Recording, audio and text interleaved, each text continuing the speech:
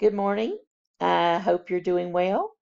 Today we're going to be talking about the academic language portion of Task 3.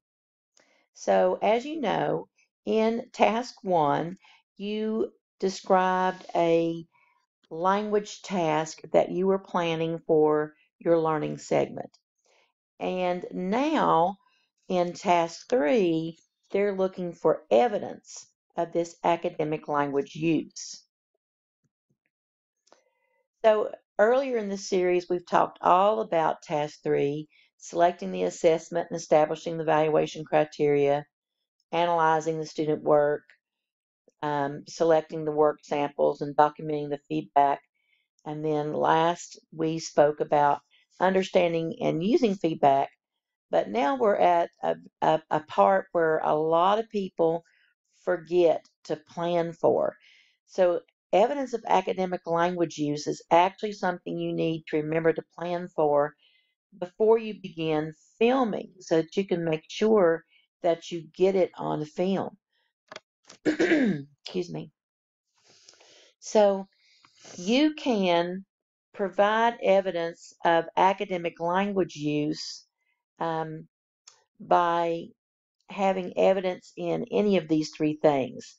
Um, you could refer to parts of your video clips that you submitted for task 1, um, or you could submit an additional video file that's no more than 5 minutes in length, and you would call it a task 3 part B language use would be the name of the file.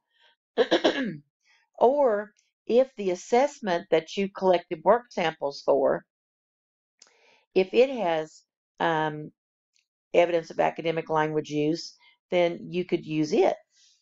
Actually, you can do one, two, or all three of these.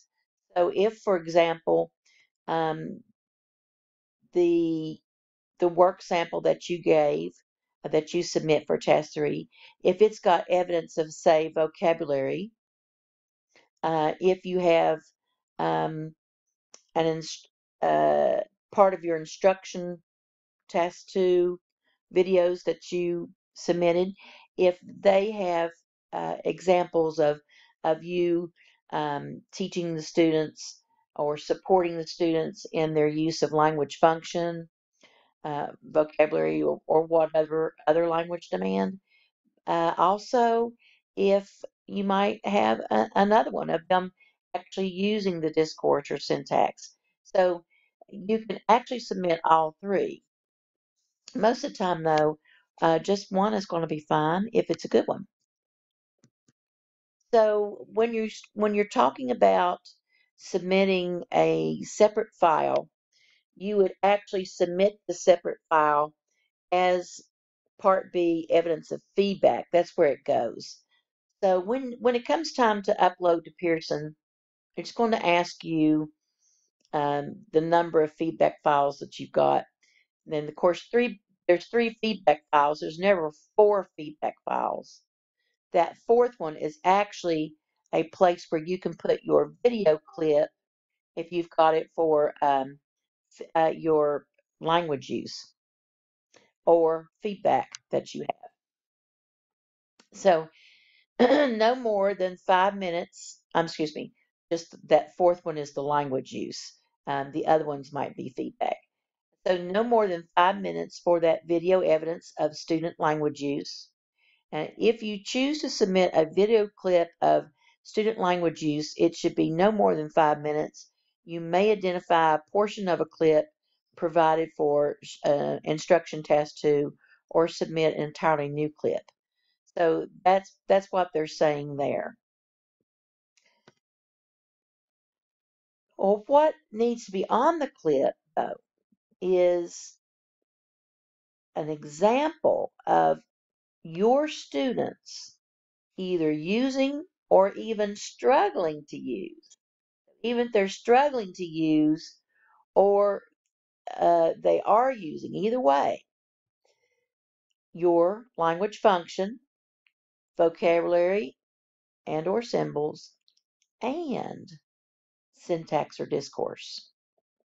So these concrete examples, so this is an example of my students being able to use or struggling to use the function, vocabulary, and either syntax or discourse. To get a level 3, you have to provide evidence of the students using language function. There's no avoiding the language function. Just using the vocabulary is going to be a 2. Look at this. And it describes how students use only one language demand, vocabulary, function, syntax, or discourse. But in order to get a 3, you have to show language function and then one or the other. So it might be language function and vocabulary, language function and syntax or discourse. If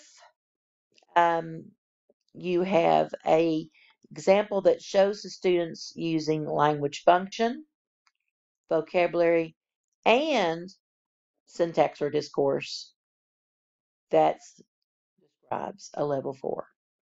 To get a 5, then you've got all of this, plus the candidate explains and provides evidence of language use for students with varied needs. So someone in the video, for example, had a varied need, and you can explain how they're using a support. Here's an example of a student and how she has written this up. Students were able to use the language function, which was compare and contrast. And then she says in video clip 1 at timestamp blah blah blah from task 2. So that's how she's chosen to show that. And then she explains the example. Students were able to use the vocabulary.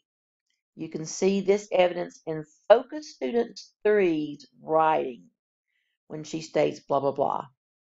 So she's talking about here a video clip from task 2, and here she's using a Focus Student 3's writing.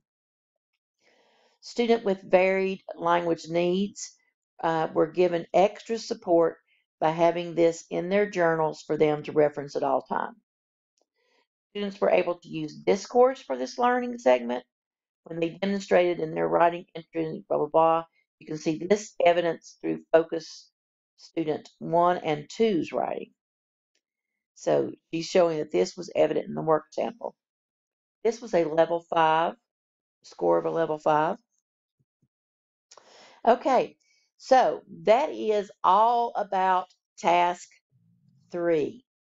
And now all you have to do is to do the work, respond to the assessment commentary prompts, and then you're going to attach your assessment to the end of your commentary. And this is what it ends up looking like. Notice the chart, how it's been put in. Very nice. Answering the questions. And putting the evidence of, putting the assessment at the end. So just, here's page 6. And here's the next page right there.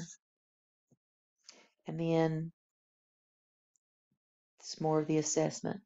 So even if you just give your students directions, for example, if you're a PE teacher or art teacher or kindergarten or first grade, and other teachers as well, your directions for the assessment might have been verbal, in which case you're just going to print out what you want them to do. Well, folks, that is all for today. And if you have any questions, you know how to reach me. And I hope to see you soon online. Bye.